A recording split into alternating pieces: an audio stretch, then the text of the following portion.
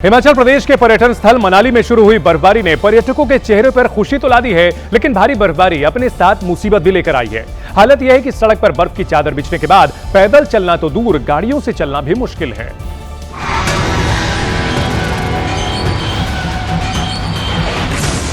मनाली में सड़कों पर इतनी बर्फ जमा हो गई है कि गाड़ियां खड़े खड़े फिसल रही हैं।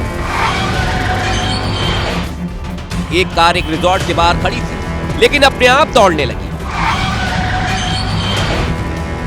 फिसलती कार को रोकने के लिए कार ड्राइवर बोनट पकड़ता है, दमखम लगाकर कार को रोकने की कोशिश करता है, लेकिन नाकाम हो गया। काफी देर तक जोर आजमाइश करने के बाद युवक गिर गया और फिर कार जाकर सीधे खाई में जा गिरी। गनीमत रही कि खाई में कार गिरने से पहले ही ड्राइवर ने खुद को अलग कर लिया। सोचिए कि कार रोकने के चक्कर में युवक कार के नीचे आ जाता या फिर खाई में गिर जाता तो कितना बड़ा हादसा हो सकता है।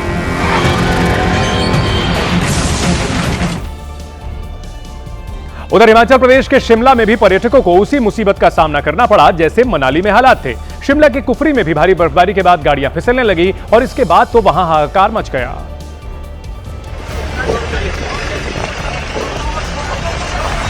बर्फ की चादर बिछने के बाद जबरन गाड़ी निकालने की कोशिश की गई तो गाड़ियां फिसलने लगी।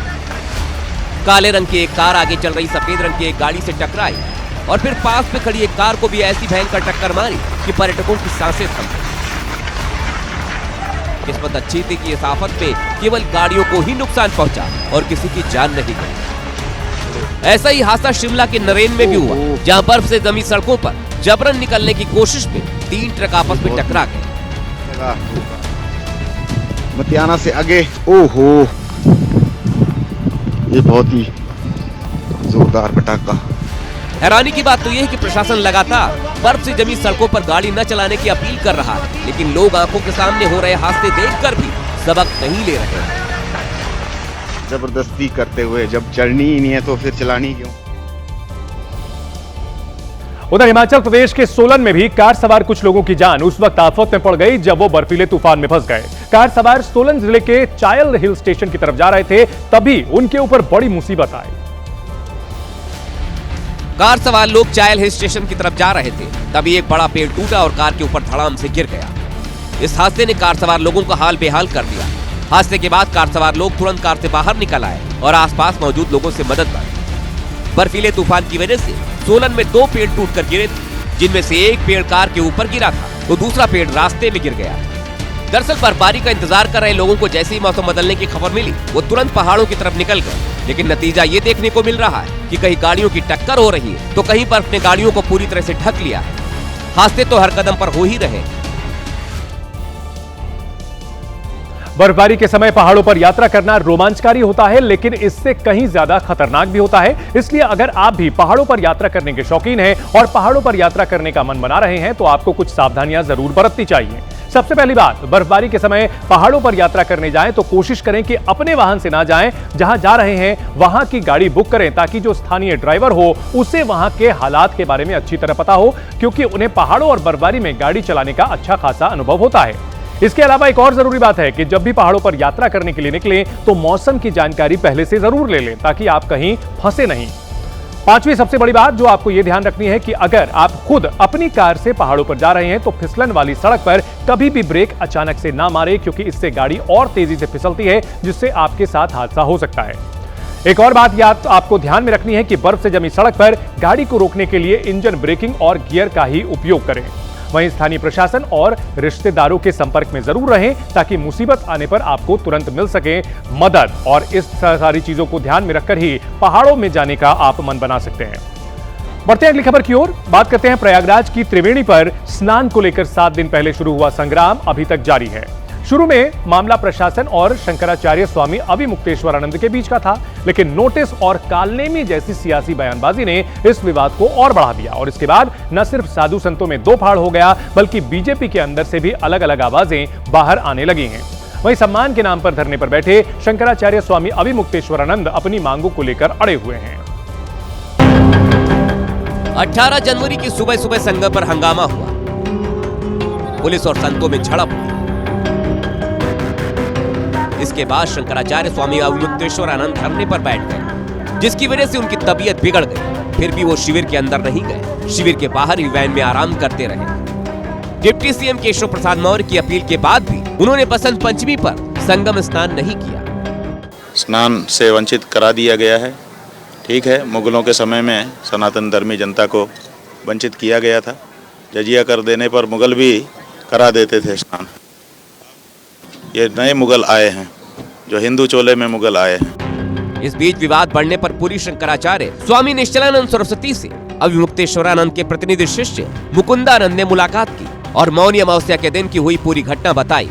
पुरी शंकराचार्य स्वामी निश्चलानंद सरस्वती ने स्वामी अविमुक्तेश्वरानंद और संतों से हुई धक्का मुक्की, चोटी खींचने और नोटिस देने पर कहा था कि ये कार्रवाई भयंकर युद्ध को आमंत्रित करने जैसा है।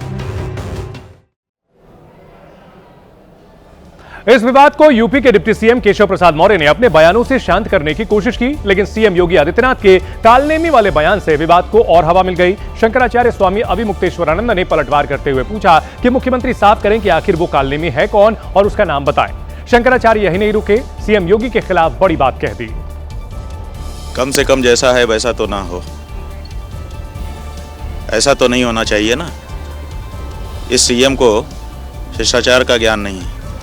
ये सीएम हरदम खुन्नस में रहता है, हरदम गुस्से में रहता है। शंकराचार्य अविमुक्तेश्वरानंद मुख्यमंत्री योगी आदित्यनाथ के बयान से आहत दिखे, इसलिए उनके खिलाफ कई बातें कही। बुलडोजर की राजनीति करता है, ये दिखाता है कि मैं जो चाहूंगा कर दूंगा, सबको चरपट कर दूंगा। ये सीएम होता है, ये लोकतंत्र है, ये तरीका है। कम से कम भारतीय जनता पार्टी ने इस तरह का सीएम बना करके अपनी लुटिया डुबो ली है। योगी आदित्यनाथ को अनफिट मुख्यमंत्री बताते हुए शंकराचार्य ने उत्तर प्रदेश के डिप्टी सीएम केशव प्रसाद मौर्य की तारीफ भी की। केशव प्रसाद मौर्य ने जब कल परसों कहा तो हम लोगों को अच्छा लगा, तो हमारे मुंह से निकला कि इससे अच्छा तो केशव प्रसाद मौर्य ही सीएम होता, कम से कम समझता तो है परिस्थितियों को।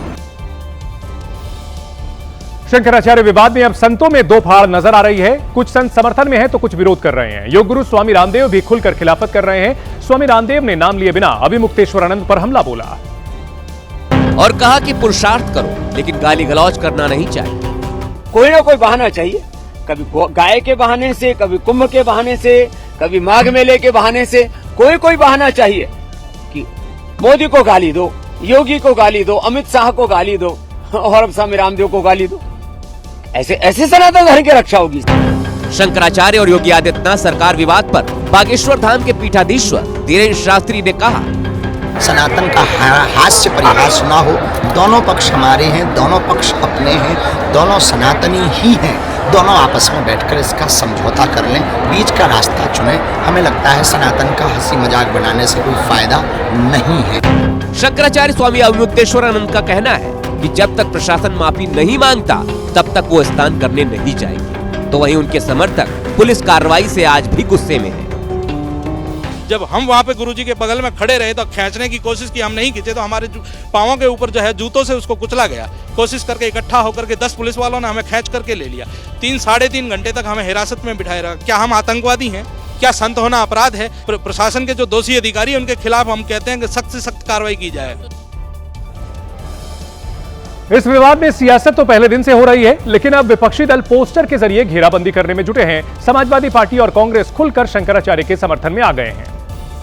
खींचने की घटना को दिखाने की कोशिश हुई तो वहीं पवन खेड़ा ने दिल्ली से बीजेपी पर जोरदार हमला बोला। सर्टिफिकेट बांट रहे होते हैं, ये हिंदू विरोधी है, ये उस मंदिर नहीं गया इसलिए ये हिंदू विरोधी है।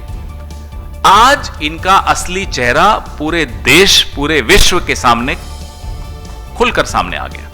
समाजवादी पार्टी के नेता शिवपाल यादव ने शंकराचार्य के बहाने बीजेपी पर निशाना साधा। वहाँ पर शंकराचार्य जैसे अविमुक्तेश्वरानंद जी का अपमान अगर हो, गंगा जी में नहाने न दिया जाए तो बताओ भारतीय जनता पार्टी के लोग कैसे सनातनी।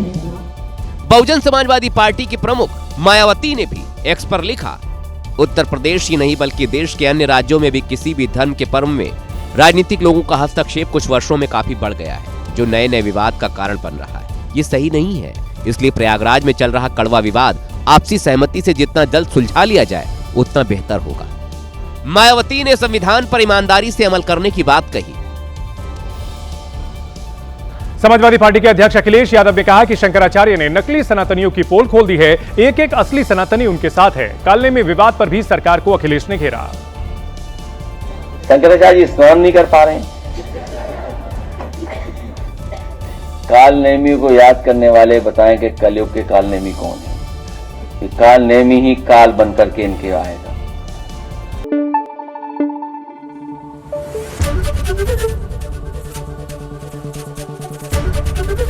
एबीपी न्यूज आपको रखे आगे।